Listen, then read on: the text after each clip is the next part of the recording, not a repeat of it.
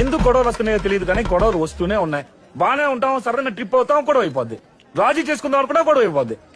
మీలా సైలెంట్ గా ఉన్నా గొడవ అవుతుంది బావా. నా వల్ల కావట్లేదు బావా.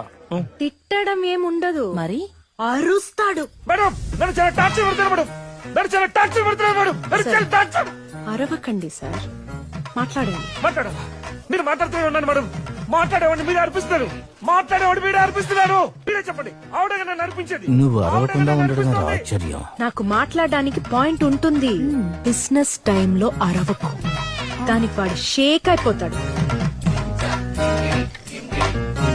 నేను ఓడిపోయాను మేడం.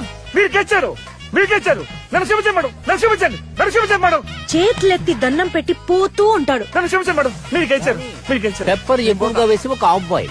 ఈ టైంలో ఎవరు అబ్బాయిలు అడిగింది? అది పెంపడ ఎక్కువగా. రే, మీరు సంపాదించడానికి హోటల్ పెట్టారా లేక గొడవ పడడానికి హోటల్ పెట్టారా?